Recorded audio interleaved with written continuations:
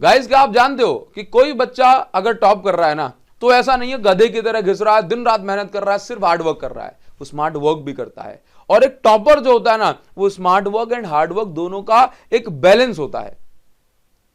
तो अगर आपको भी टॉप करना है, आपको भी अच्छे मार्क्स चाहिए सब्जेक्ट में, तो आपको भी ना हर सब्जेक्ट के अंदर एक प्रॉपर स्ट्रैटेजी के साथ काम करना है। आपको गधे की तरह घिसना नहीं है, आपको चीते की तरह, लोमड़ी की तरह, जो भी समझदार आप जो है जानवर समझते हो ना, उसकी तरह काम करना है, ठीक है, सो दैट आप अपने टारगेट को इजीली अचीव कर पाए। मैं आज आपको इस वीडियो में ये बताने वाला हूं कि अगर आप ये सोच रहे हो कि फिजिक्स में आपके 90 प्लस नहीं आएंगे, मैं आपको हेल्प करूंगा, लेकिन ये वीडियो खास उन बच्चों के लिए टारगेट मैं कर रहा हूं जिनको लग रहा है कि सर मेरे 80 के लाइन में भी मार्क्स आ जाएंगे तो चलेगा। वीडियो सबको देखनी चाहिए बिल्कुल एंड तक, क्योंकि मैं आपको कुछ इंपॉर्टेंट भी बताने वाला हूं कि ये पढ़ लेना, इसमें से आ जाएगा। और साथ ही वेटेज के हिसाब से कैसे खेलना है मार्क्स में, वो आपको बताने वाला हूं। सभी बच्चे सुने ध्यान से और वीडियो को एंड तक देखें, ठीक है। सबसे पहली चीज मैं आपको यहां पर बता दूं, सबसे पहली चीज मैं आपको यहां पर बता देता हूं कि आपको यूनिट्स के हिसाब से काम करना है। कि भाई अगर मैं यहां पर ये देखो, चैप्टर 14 जो है ये आपका 7 मार्क्स का है, ठीक है। चैप्टर 12 13 और ये जो 11 चैप्टर है, ये पूरी यूनिट ये 12 नंबर की होती है, 12 मार्क्स की, ठीक है। 5 और 8 इंडिविजुअल की कोई मार्किंग सीबीएसई ने सेट नहीं करी है, बट फिर भी इनसे 3 नंबर के क्वेश्चन तो पूछे जा सकते हैं और पूछे जाएंगे ही जाएंगे, ठीक है। तो अगर आप ये जो इजी से 6 चैप्टर दिए स्कोरिंग चैप्टर होते हैं, इनमें से कभी भी कोई खतरनाक सा भूचाल लाने वाला क्वेश्चन नहीं आता, बिल्कुल कन्वेंशनल और सिंपल से क्वेश्चन आते हैं। आपको इन चैप्टर को सबसे पहले तैयार कर लेना है। अगर मैं इन तीनों को जोड़ूं तो आपके 22 नंबर जो है पक्के हो जाते हैं।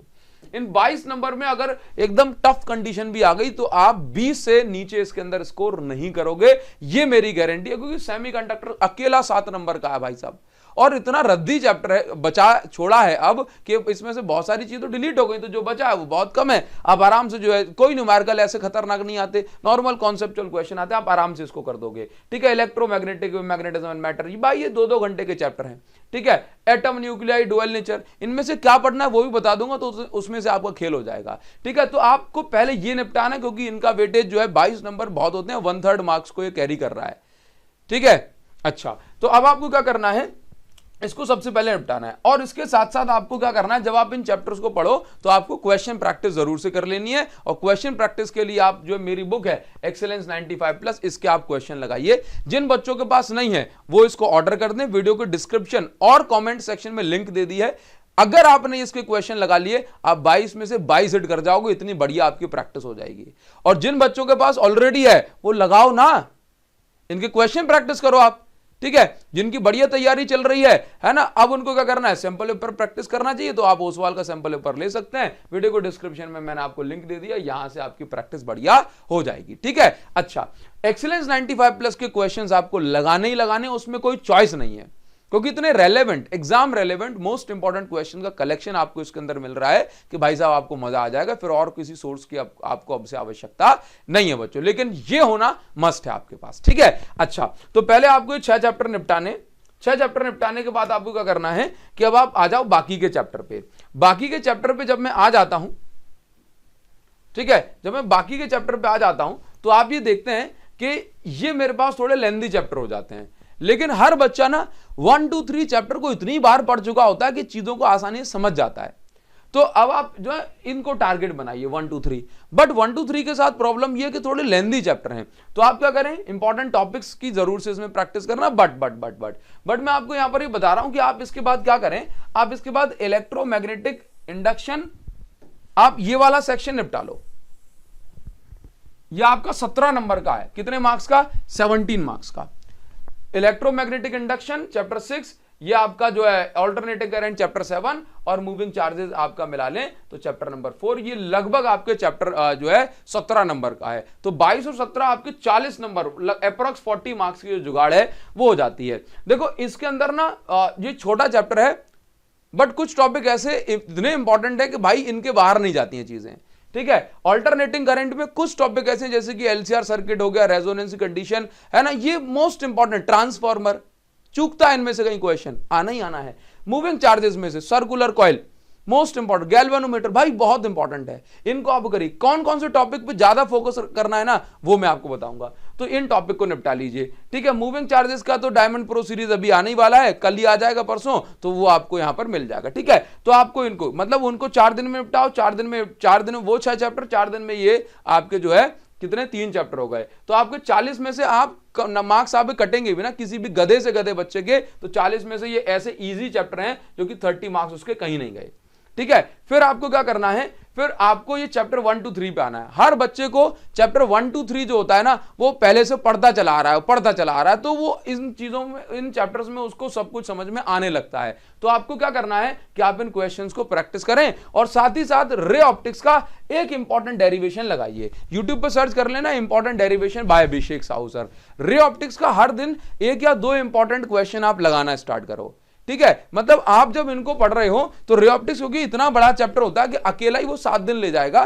तो मैं ये नहीं चाहता कि आप रे ऑप्टिक्स में पूरे के पूरे एक साथ 7 दिन वेस्ट कर दो, ठीक है। तो आपको करना है, जब आप चैप्टर 1 पढ़ो तो चैप्टर 1 पढ़ लिया, थोड़ा सा एक छोटा चंक, छोटा सा पार्ट रे ऑप्टिक्स से निपटा दिया, फिर आपने चैप्टर 1 पढ़ा, फिर अगला जो है थोड़ा सा पार्ट रे ऑप्टिक्स का और निपटा दिया, चैप्टर 2 पे आए साथ में रे ऑप्टिक्स चल रही है, चैप्टर 2 के और करा रे ऑप्टिक्स चल रही है, चैप्टर 3 पे आए रे ऑप्टिक्स चल रही है। यानी कि रे ऑप्टिक्स जो है आप इन तीनों के साथ में चला सकते हो, क्योंकि ये तो हम भाई पूरी साल से ही पढ़ते चले आ रहे हैं, तो आपका जो है ये काम हो जाएगा। फिर बचता है वेव ऑप्टिक्स, इसके 2 इंपॉर्टेंट जो है टॉपिक भी निपटा दिए तो आपका काम हो जाएगा। मतलब अगर आप ये सीक्वेंस फॉलो कर रहे हो ना तो भाई टेंशन की फिर कोई जरूरत ही नहीं है। ये कितने चैप्टर हो गए, 3 और 3 6 और 2 8, ठीक है, टोटल मिला के 14 चैप्टर हो गए। ये चीज आप फॉलो करना। सर ये तो मैं करूंगा, मतलब ये जो स्टार्टिंग के 6 चैप्टर हैं भाई इनको तो आपको करो पूरा, चाट जाओ इनको छोड़ना मत। लेकिन अब आप आ जाते हैं इंपॉर्टेंट चैप्टर पे, तो चैप्टर 1 में ये टॉपिक मैं यहां पर मेंशन कर रहा हूं, इनको छोड़ना नहीं है, ठीक है। इलेक्ट्रिक फील्ड की प्रॉपर्टी पर बेस्ड भी खूब सारे क्वेश्चन आते हैं, ठीक है, कॉन्सेप्चुअल क्वेश्चन। इन टॉपिक को निपटाइए, आपको बहुत हेल्प होगी। चैप्टर 2 में आप इन टॉपिक्स को निपटाइए, है ना। मतलब जो इंपॉर्टेंट पे फोकस करने वाली बात कर रहा हूं ना, जैसे आपको लग रहा है टाइम कम है, मैं सब कुछ नहीं कर पा रहा हूं, तो आप इन इंपॉर्टेंट टॉपिक को पहले निपटा लो और क्वेश्चन लगा लो मेरी बुक के और डायमंड प्रो सीरीज के, मोर देन सफिशिएंट है गाइस, ठीक है। अच्छा, कमेंट सेक्शन में लिंक दे दिए मैंने बुक की। चैप्टर 3 का ये टॉपिक लगा लो, काम हो जाएगा। सेल को नहीं छोड़ना है, सेल मोस्ट इंपॉर्टेंट है, most drift velocity most important, Kirchhoff law तो आपको पता है ये काफी इंपॉर्टेंट है।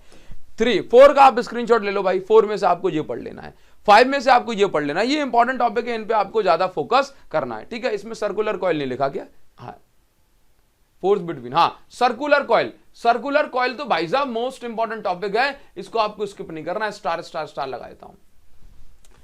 चैप्टर 5 वहीं मिल गया। चैप्टर 6 में इन टॉपिक को कर लिया भाई, आपका काम हो जाएगा। चैप्टर 7 स्क्रीनशॉट ले लो इसका। चैप्टर 7 में 3 टॉपिक नहीं कर दिया, खेल हो गया आपका, ठीक है। चैप्टर 8 में आ जाओ, ये कर लेना, काम हो जाएगा। चैप्टर 9 में आ जाओ, ये वाईडीएसई डिफ्रैक्शन, ठीक है, इनको पढ़ लेना, ठीक है। हाइजन वेव थ्योरी पढ़ लेना, आपका काम हो जाएगा। चैप्टर 9 में आप आ गए, 9 तो अभी बताता हूं। 11 में आपको ये पढ़ लेना है, स्क्रीनशॉट लेते चलो। 12 में आपको क्या करना है, ये पढ़ लेना है, ठीक है। 13 का स्क्रीनशॉट ले लो, ये 3 टॉपिक में काम हो जाएगा, और 14 में ये जो लिखा हुआ है इनमें काम हो जाएगा। बाकी डायमंड प्रो सीरीज चली रही है, ठीक है। जब तक आप आगे बढ़ रहे हो तो डायमंड सीरीज के लेक्चर्स देख सकते हो, बाद में डायमंड प्रो सीरीज का थोड़ा सा रिवीजन कर लेना, ठीक है बच्चों। तो next chapter diamond pro series का आ रहा है, चैप्टर 4, एक बार में, 2 पार्ट में नहीं, एक बार में ही जो है मैं इसको निपटा करके अगले चैप्टर पे बढ़ जाऊंगा, ठीक है। कॉमेंट सेक्शन में मुझे जरूर से लिख करके बताओ आपका कोई सजेशन है, आपकी मेरे से कोई डिमांड है, या आप कोई ऐसी सीरीज चाहते हो जिसमें मैं आपकी हेल्प कर सकूं, तो डायमंड प्रो के बाद मैं वो स्टार्ट करूंगा एग्जाम से 15 दिन के पहले लगभग, तो मुझे जरूर से कमेंट सेक्शन में बताइएगा, मैं आपका इंतजार करूंगा बच्चों, ठीक है।